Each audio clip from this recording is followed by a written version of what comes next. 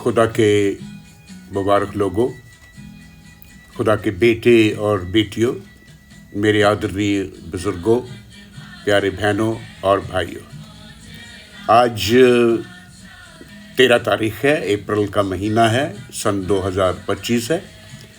आज इतवार है और बहुत ही ख़ास इतवार है। आज पाम संडे है, खजूरों का इतवार है। तो सबसे पहले मैं आप लोगों को इस खजूरी इतवार की मुबारकबाद देता। खुदा के फजल से हम लोग इसमें शादमा हों। मैं खुदा का धन्यवाद करता हूँ आज की अच्छी सुबह के लिए कि खुदा ने पाम संडे की खूबसूरत फ़िज़ा जो है वो हमें दी है कि हम होशाना होशाना होशाना में शरीक हो सकें। और आओ हम मिल कर के सभी लोग, बच्चे बुज़ुर्ग बहन भाई, सभी मिल कर के बादशाहों के बादशाह को खुशामदीद कहें, उसका स्वागत करें। प्रभु यीशु मसीह का यरूशलेम में आना पहली बार नहीं है। वो हर साल पास ओवर पर, फसह के पर्व पर यरूशलेम में आया करता था। लेकिन इस बार का आना जो है वो अलग है।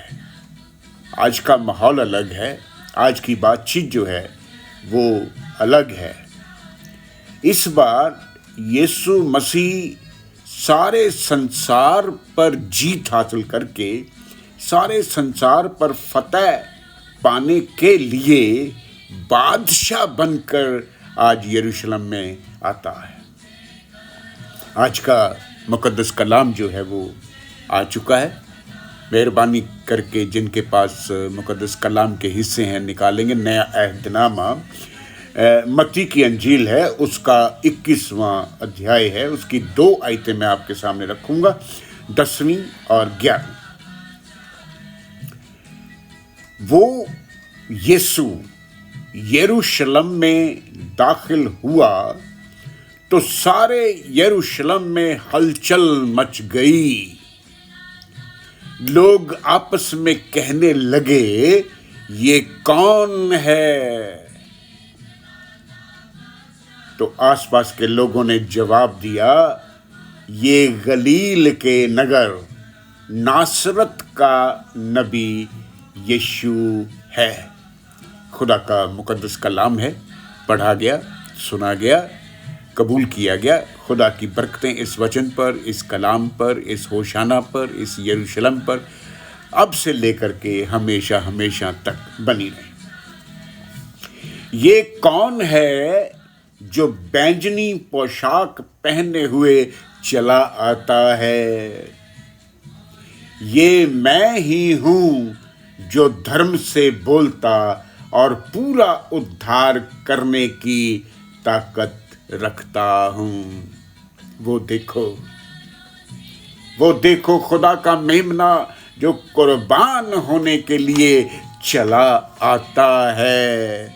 माय डियर फ्रेंड्स, मेरे बच्चों, प्यारे बहनों और भाइयों, आज के इस मंजर की तस्वीर जो है ना, ये सचमुच में दिल में उतार लेने वाली तस्वीर है। इस नज़ारे को दिल में सदा के लिए रख लेने वाला मौजू बना हुआ है। मैंने नज़र की तो क्या देखा, एक बहुत बड़ी जाति, बहुत बड़ा कुल लोग और तरह तरह की भाषा बोलने वालों की एक बहुत बड़ी भीड़, जिसे कोई गिन नहीं सकता था। श्वेत वस्त्र पहने हुए, हाथों में खजूर की डालियां लिए हुए मेमने के सिंहासन के सामने खड़ी हैं और बार बार कहती हैं, मेमने की जय हो, जय जयकार हो, जय जयकार हो। माय डियर फ्रेंड्स, मेरे बच्चों, ये रेवलेशन की किताब थी, प्रकाश की पोथी की किताब थी। उसका 7वां अध्याय था, उसकी 9वीं आयत जो है वो पढ़ी जा रही थी। जब जमीन पर लोगों ने सुना कि यीशु आता है तो उन्होंने भी अपने हाथों में खजूर की डालियां ली और उससे मुलाकात करने को निकले और पुकार पुकार कर कहने लगे, होशाना होशाना होशाना, इस्राएल के बादशाह जो खुदा के नाम से आता है, होशाना।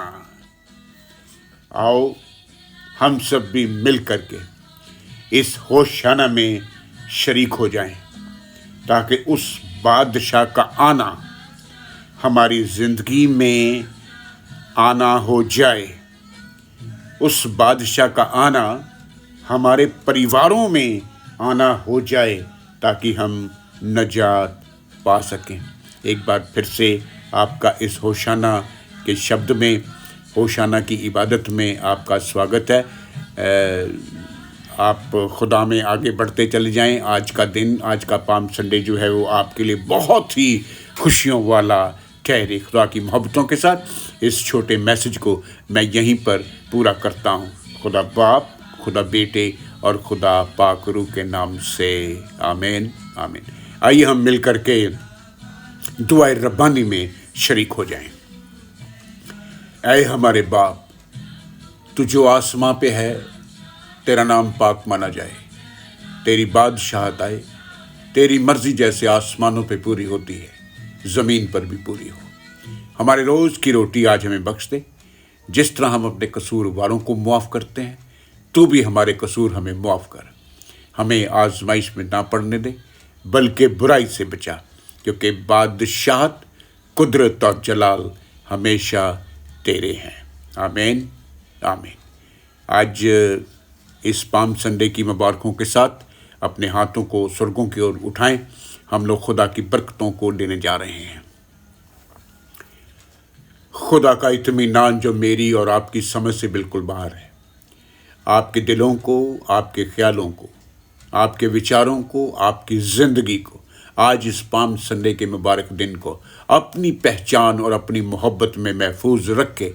और अब हमारे खुदावंद यीशु मसीह का फजल, खुदा बाप की मोहब्बत और रूह पाक की रिफाकत और शिराकत आप सबों के साथ, कुल कायनात के साथ, सभी इंसानों के साथ अब से लेकर के हमेशा हमेशा तक होती रहे। आमीन आमीन। खुदा में आप सबकी सलामती हो। मेरे और मेरे परिवार की तरफ से आप सबको पाम संडे की बहुत बहुत मुबारकें हों। अपने अपने चर्चेस में जाएं, अपनी कलीसिया में जाएं, अपने लोगों से मिलें और पाम संडे की मुबारकबाद एक दूसरे के साथ शेयर करें। अपने बच्चों का ख्याल रखें, अपने परिवारों का ख्याल रखें, ख़ास तौर पे अपने बुज़ुर्गों का ख्याल रखें। रब रखा।